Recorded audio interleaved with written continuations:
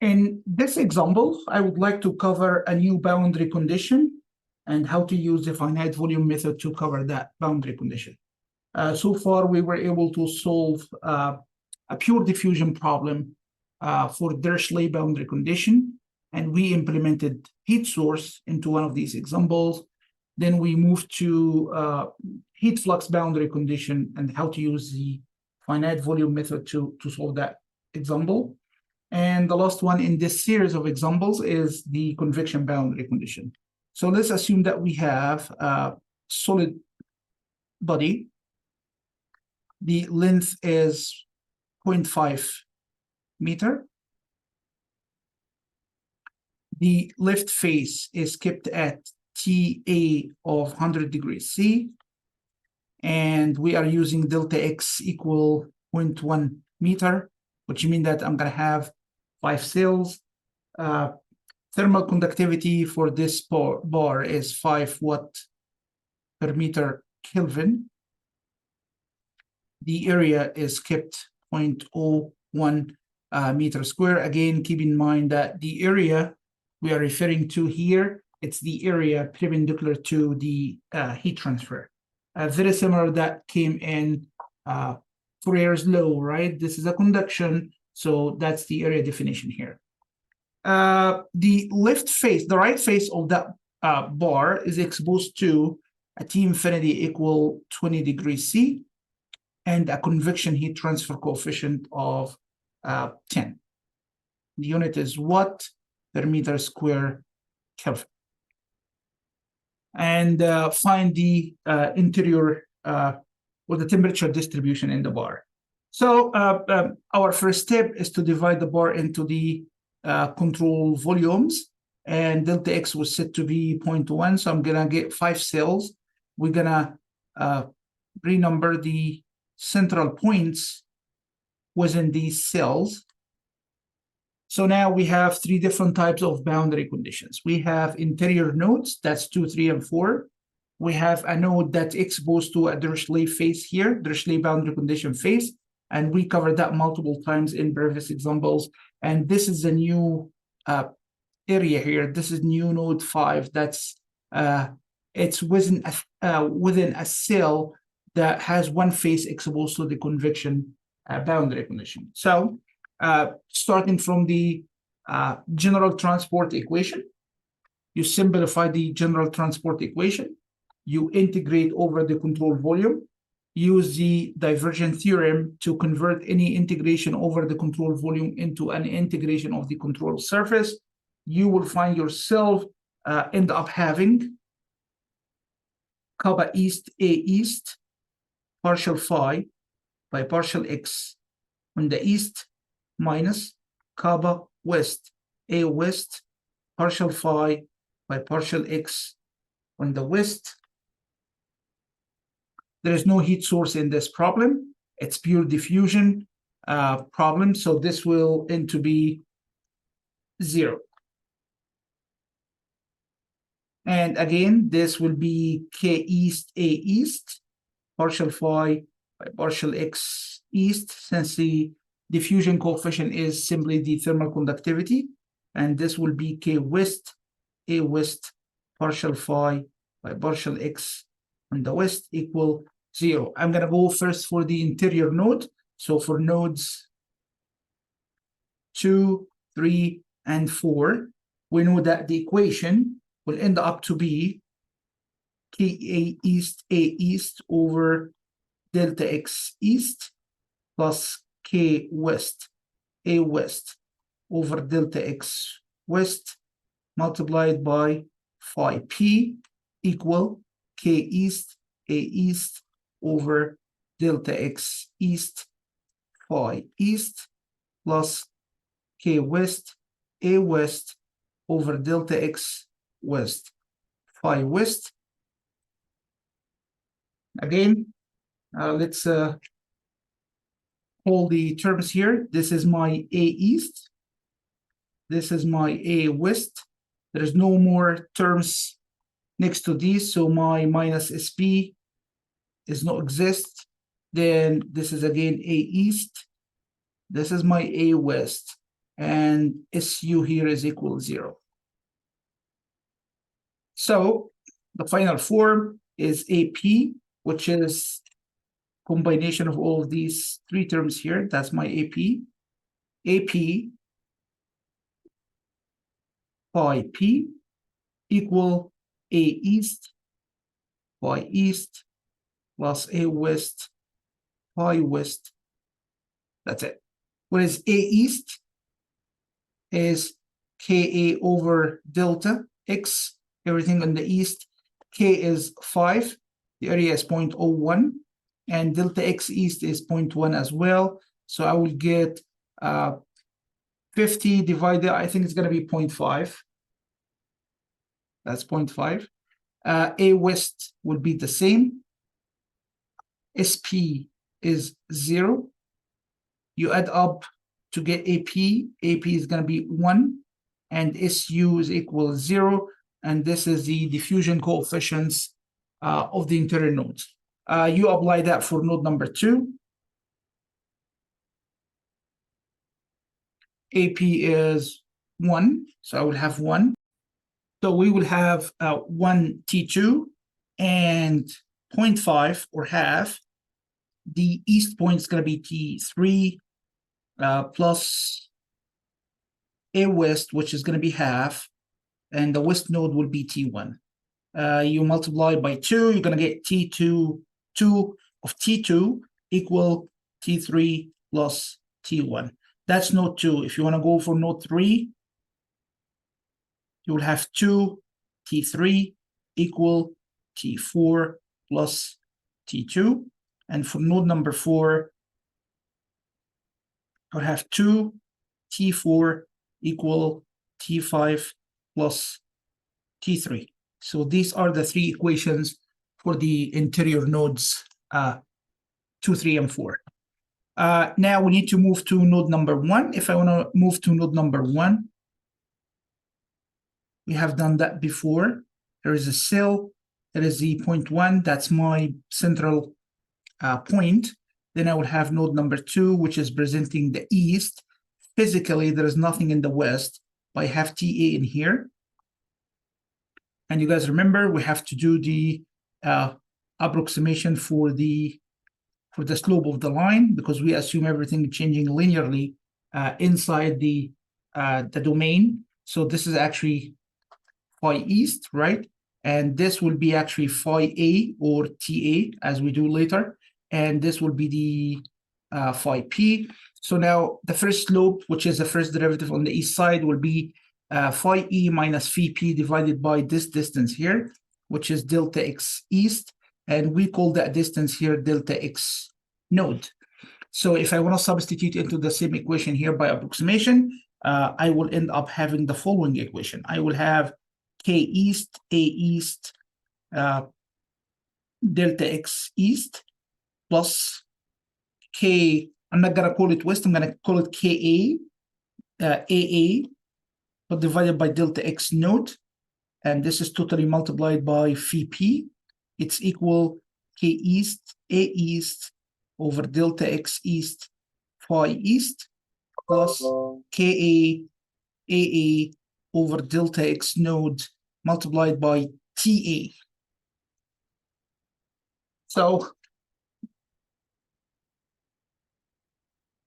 if I would like to label the terms here, this is my A east. If I have similar one in the west, I don't have, so A west is 0, and this will be minus SP, and you add up all of them, that's your total AP. This is A east, again, A west is equal 0, and this term here representing SU. So I can list down the diffusion coefficient for that node here.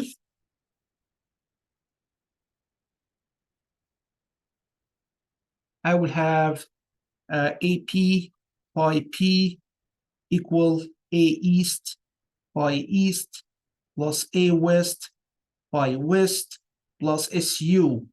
A east is KA over delta X east, which we did calculate before, it's 0.5. A west in this case is equal 0, right? SP is equal minus that term here. And remember, delta X node is half delta XE. So I will end up having double what is equivalent to the A east. So I'm going to have 1, but it's going to be minus. Then AP will be 0.5 plus 1, so it's going to be 1.5. Then SU will equal to, this will give me 1 times TA, so I will have that TA, and TA is given in the problem by 100 degree.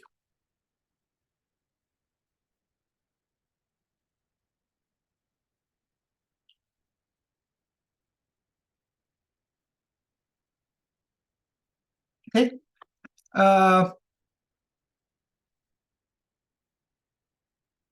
Yeah, so let's substitute into this equation here.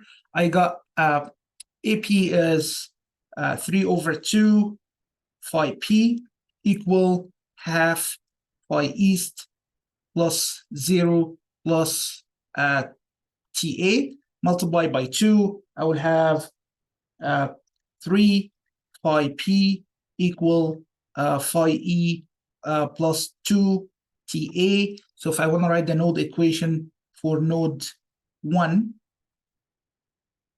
I would have 3 T1 equal T2 plus 2 of the wall temperature or the phase temperature TA. What's going to be new here is node number 5, which is exposed to a convection boundary condition here. So let's do that slowly because this is really very important here. So here's my end cell. That's 0.5. That's 0.4. This is my central point P. This is my west point. I don't know what is the temperature here. It's unknown. So I'm going to call that actually phi B or TB or whatever that I have here, T infinity and H. And I have the values of the infinity temperature and the convection heat transfer coefficient. Okay, so again, I'm going to need the slope of the line, right? So again, the same way here, this would be phi west. This is phi P, and this will be phi B, right? This is just for the slopes I'm going to get. This is delta X west. I'm going to call that delta X node. So let's write down the equation. So now we are in analysis of node number 5. The equation will be K east, K west, A west, divided by delta X west, plus, in the east, I'm going to call it KB, AB, divided by delta X node, right? Actually, let's write down the differential equation. It's maybe become either way. It's going to lead to, let's do that. Then if we need to do the differential equation, that's fine. This will be phi P. Again, I'm coming from K east, A east, partial phi by partial X on the east, minus K west, A west, divided by the multiplied by delta phi or partial phi by partial X on the west equals 0. This is my governing equation. I'm simplifying the slopes here. So I'm going to get K west, A west delta X west times phi P. And I will have here K west, A west over delta X west phi west. And when I go for the east derivative here, right? When I go for that east derivative, I'm going to take phi P minus phi P divided by delta X node. So I'll get here actually, again, K of the phase B, AB over delta X node multiplied by phi of that phase B. This is A west, E east is 0. This is minus SP. This is A west, A east is 0. And this is my SU. The problem is this equation here, again, the combination of all of these is AP, right? So the problem here is phi B is not really known. So I have to find a replacement or relationship between phi B and the convection heat transfer coefficient. This is very important. So we know that heat will go through that bar by conduction. This is Q conduction, and will leave the surface to the fluid by convection. So if I apply the energy balance method over that phase, remember how we did the heat flux on the previous example? That's almost the same. So the energy in should equal the energy out at the interface here, at the interface B. Why? Because it's a steady state. There is no energy stored, and there is no source of heat generation. So simply what's coming in, it's leaving out. So what's coming in is conduction, right? So this is Q conduction, and this is Q convection. So how we calculate the conduction? That's Fourier's law, right? It's going to be K, call it whatever, call that KB, multiplied by A of the phase P times phi P minus phi B over the distance, which is delta X node. That's Q conduction. It's equal to, convection will be H outside here, same surface area for convection, so that's AB, multiplied by the difference between phi of that phase B minus phi infinity. I will write it down like this. A can be cancelled out. Now I can collect the term, I get a relationship between phi B and phi infinity and phi P as well. So this will be taken and substituted into this equation here.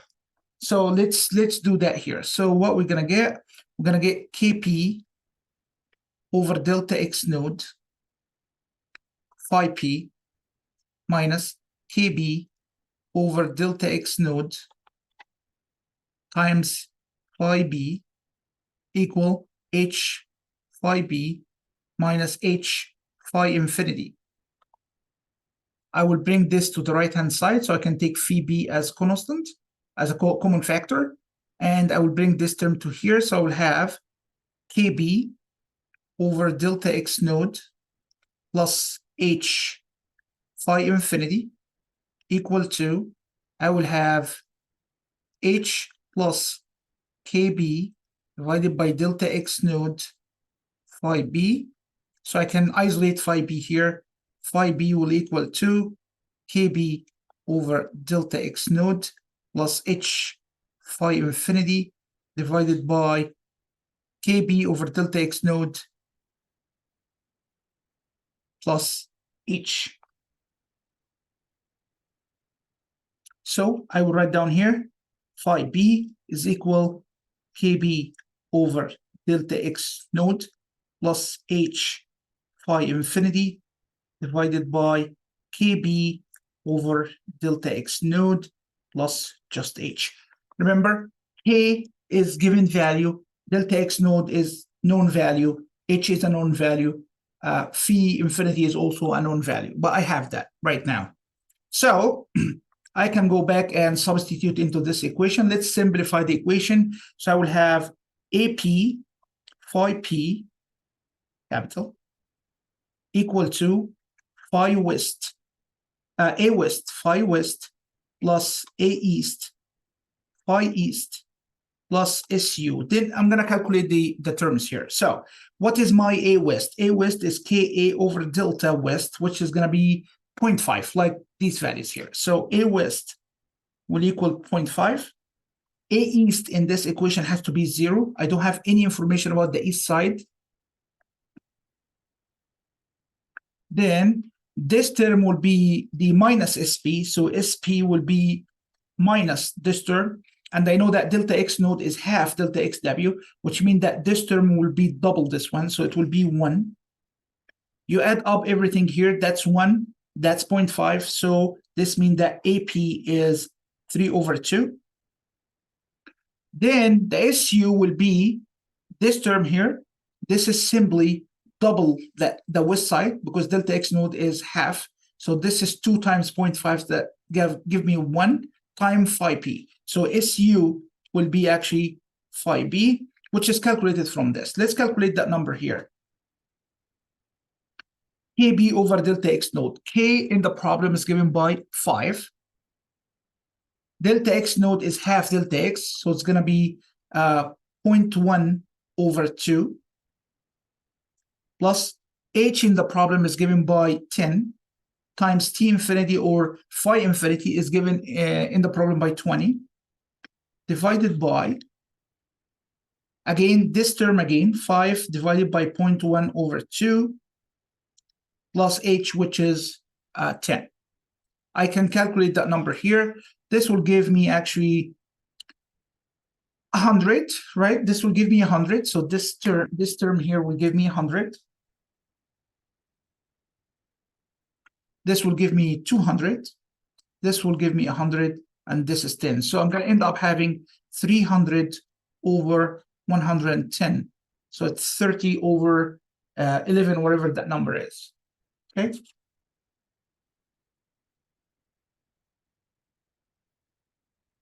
Okay, so I got SU is equal a number, which is 30 over 11. Let's get that number calculated here.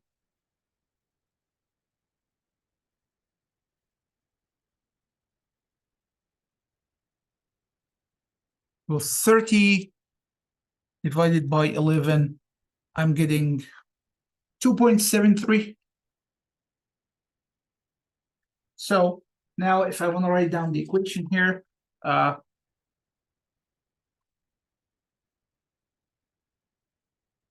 equation will be, these are the diffusion coefficients, and I will have, let's write down the equation actually down here and keep that new piece of paper for collecting the pieces. So this will be AP, which is 3 over 2, 5B, which is 5T5, right?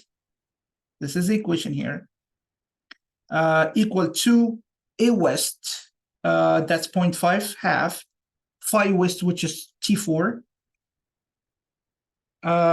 plus SU, which is 30 over 11. Multiply the equation terms by 2, so we'll have 3T5 equal T4 plus 60 over 11, which is 2.73 times 2. Get the final number here. This will be times 2. I got 5.5, 5.45. Let's say 5.5, just for simplicity here. So now let's construct the table of diffusion coefficient for all of them. Let's list the equation here for node 1, 2, 3, 4, and node 5. We just got the equation for node 5, 3 T5 equal T4 plus 5.5. For the node 1, we got the equation of 3 T1 equal T2 plus 2 TA, and I know what's TA value. TA is given in the problem by 100, so this will be actually 200. You go for the interior nodes, you get the equations 2 T2 equal T3 plus T1, and I got 2 T3 equal T4 plus T2, and I got 2 T4 equal T5 plus T4, T3. So these are the 5 equations in the 5 unknowns. If I want to construct the table of diffusion coefficient, that's node 1, node 2, node 3, node 4, node 5. I will start with A West, A East, AP, SP, and SU. For node number 1, we got the coefficient. I got A West is 0, A East is 0.5, AP is 1.5, SP is -1, and SU is TA, which is equal 100. Then you go for interior nodes. A East is 0.5. A West, that's A West first. A West is 0.5 also. That's A East is 0.5. AP is 1. SP is 0. And SU is 0. Repeat the same for the interior nodes, all of them.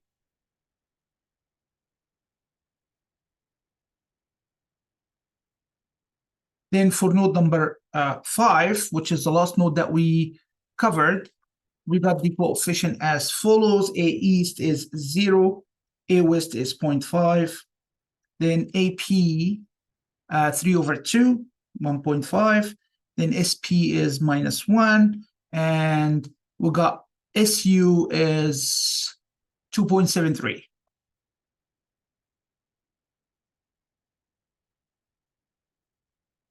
Okay, so now going to the matrix.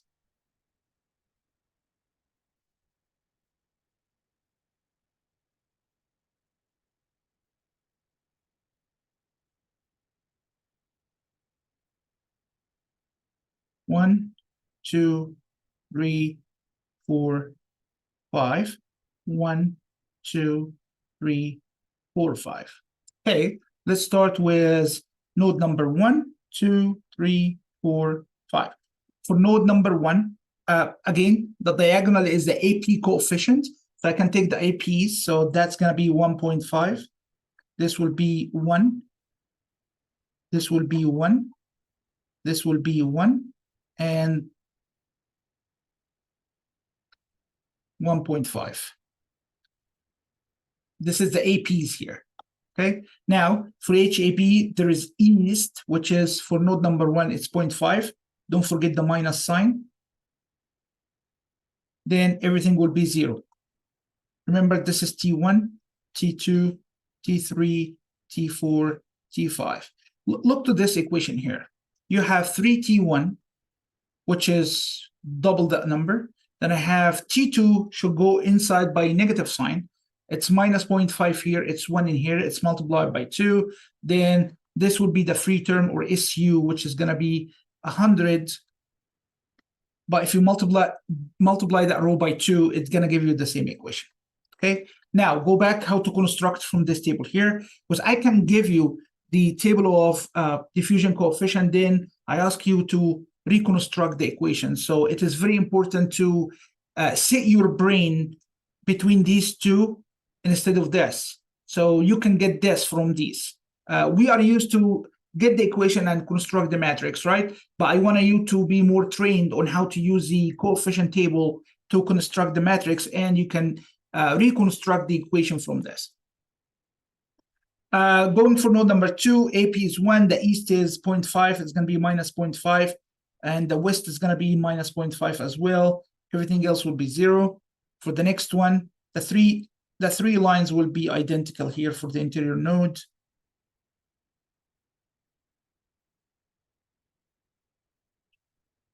Okay, then for the last one, I have AP 1.5. I have nothing on the east physically. There is no control volume to the east, but for the west, I have minus 0.5. Then fill everything else with zeros. The SU is 0, 0, 0, and 2.73.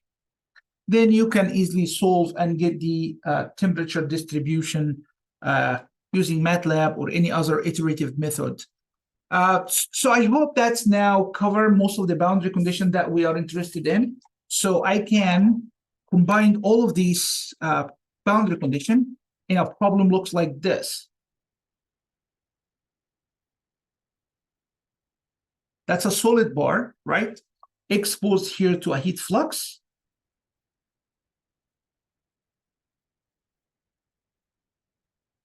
And exposed to the other side to infinity stream and H. And I will add heat source into that bar. Now, this is combined everything. I know that Dirichlet boundary conditions don't exist, but I can ask you to get me temperature distribution inside. I can ask you to calculate that wall temperature, and in the presence of a heat source inside. Okay, so this is cover most of the boundary conditions. So we have heat flux boundary condition. We have convection boundary condition.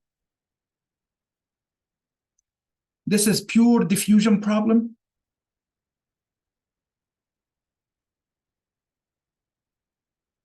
And you have heat source, or you have a source in your problem.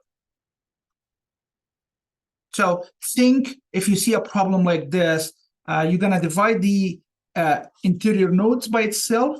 Then you're going to apply the, similar to what we did in the example, to apply the, how you extract the equation for that node exposed to a heat flux near phase, and the node that's exposed to a convection heat transfer near phase as well. So that's something to think about as a good training exercise that cover all the boundary conditions that we may need. Okay. This conclude our example for the applying control volume method in a pure diffusion problem, one dimension, steady, exposed to different boundary conditions.